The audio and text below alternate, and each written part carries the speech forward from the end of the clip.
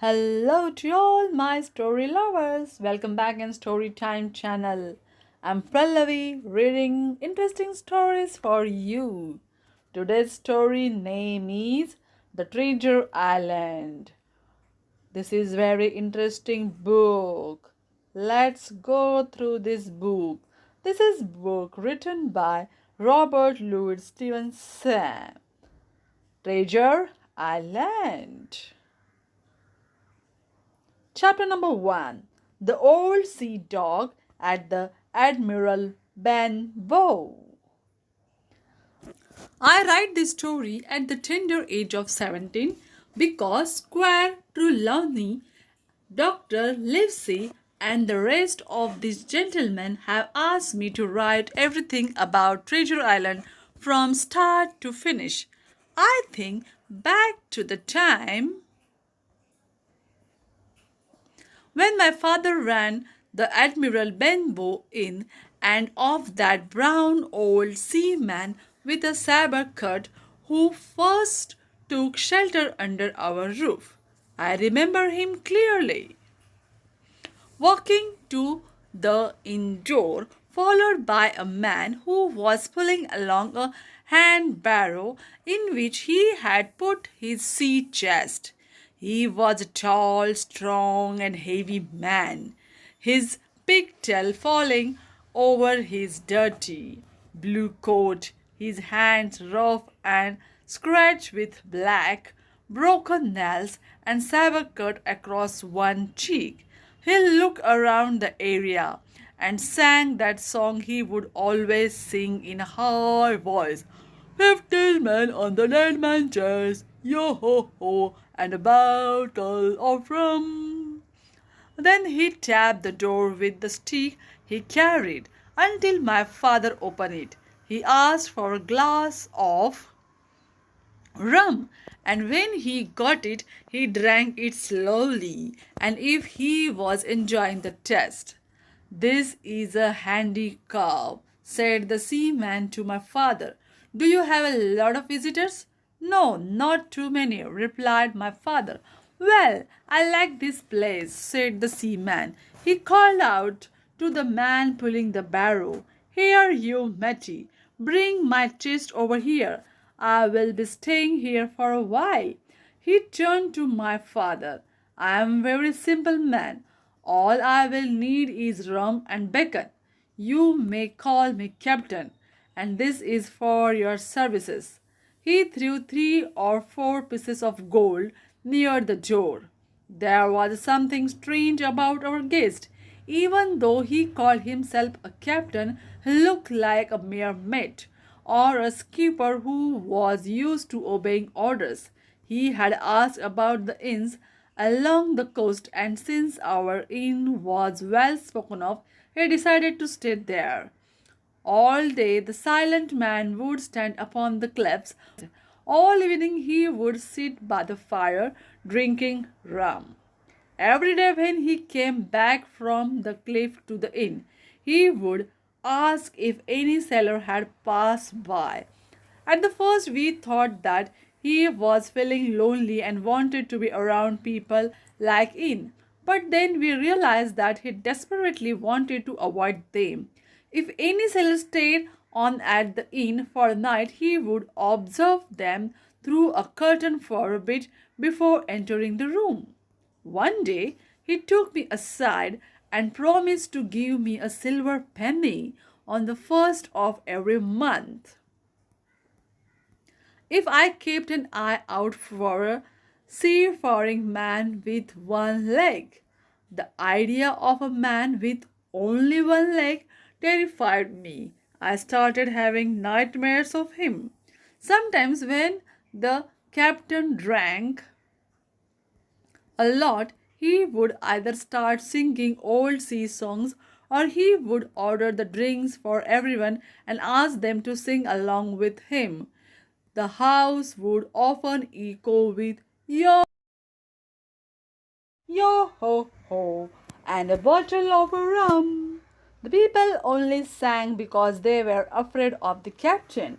Whenever he drank too much, he would become very angry if nothing happened his way. He would not allow anyone to leave the inn until he went to bed himself.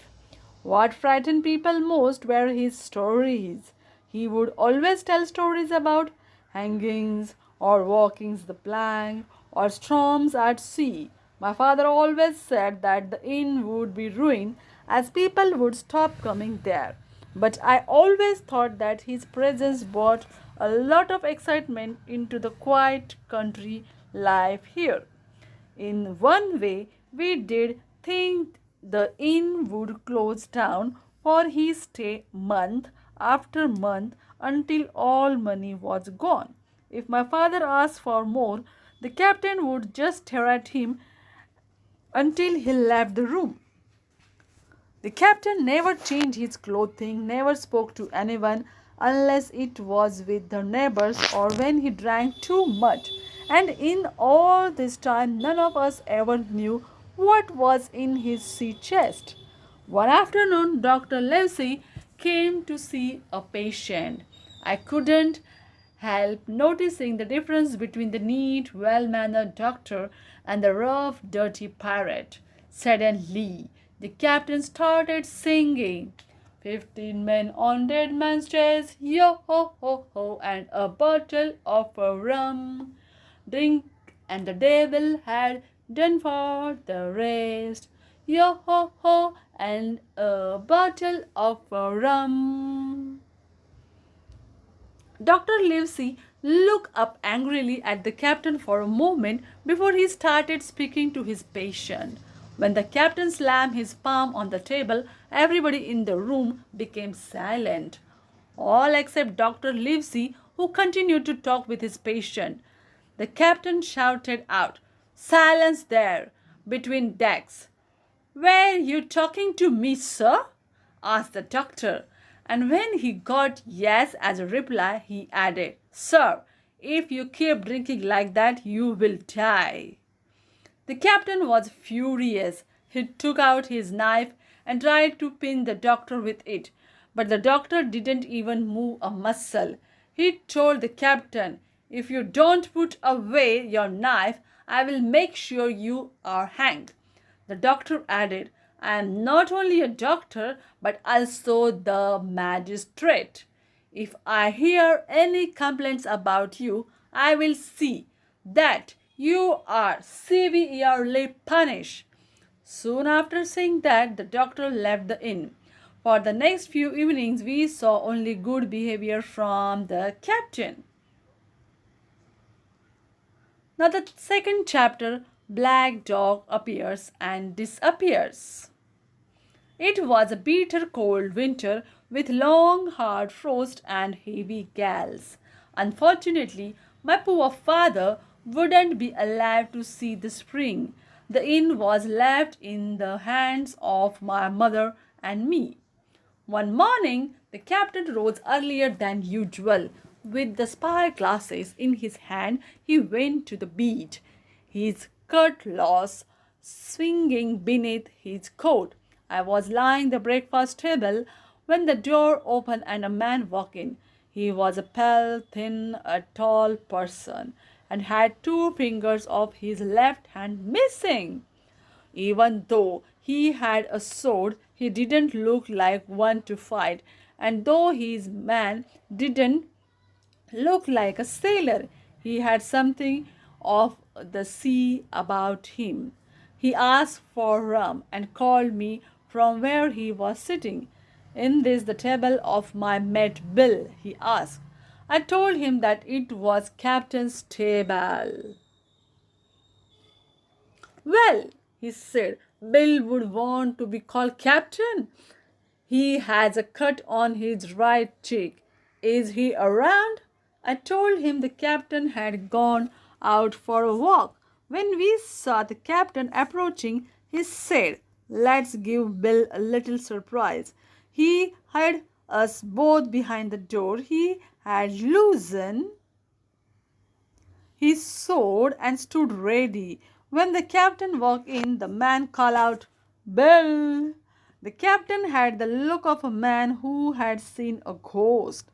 "Black Dog, he gasped. And who else? Asked the stranger. As always, here I am to see you. Oh, it's been a long time since I lost these two fingers. Well, said the captain, now that you have found me, what is it you want? Black Dog sent me away. Suddenly I heard shouting, and when I rushed back in, I saw the captain with his sword drawn, chasing Black Dog. Despite bleeding from the shoulder, Black Dog ran quickly as if his life depended on it.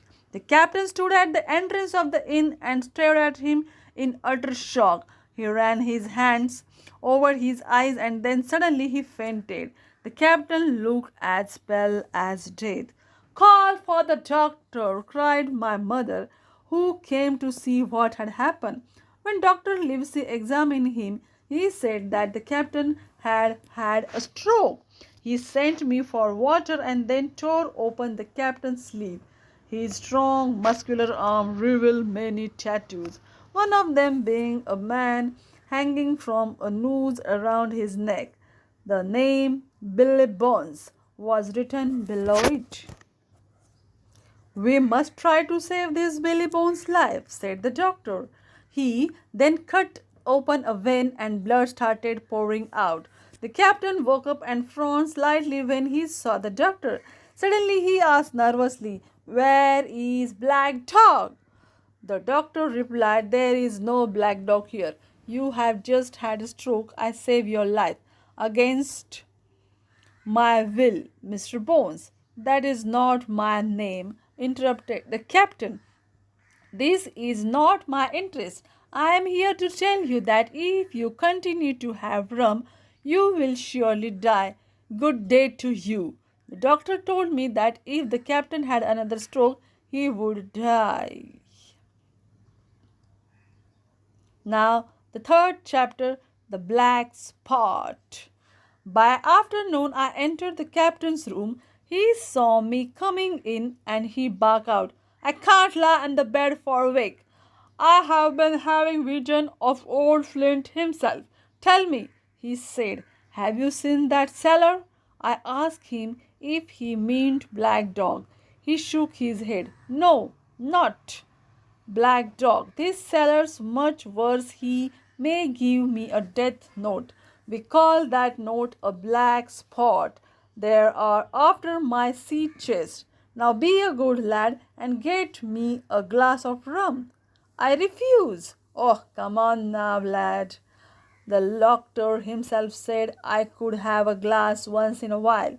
I sighed and got him a glass of rum, which he finished greedily.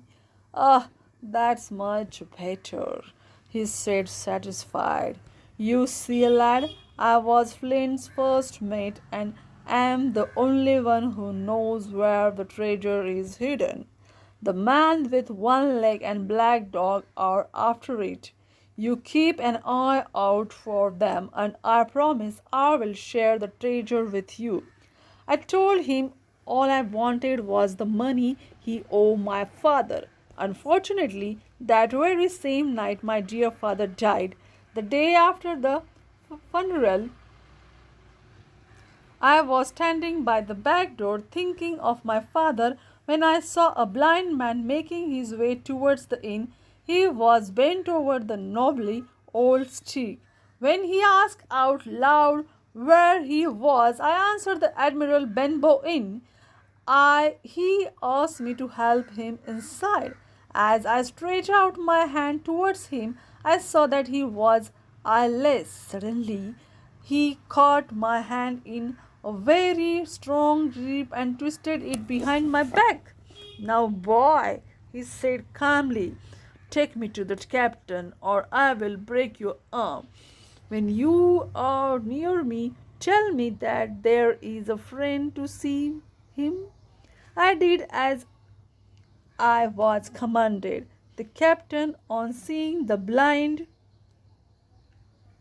man, sat up looking frightened and sick. He tried to rise but was too weak. "Now, Bill, stay where you are," said the blind man. "We have business to finish. Hold out your left hand." "Why?" Take this left hand by the twist. Bring it near my right hand.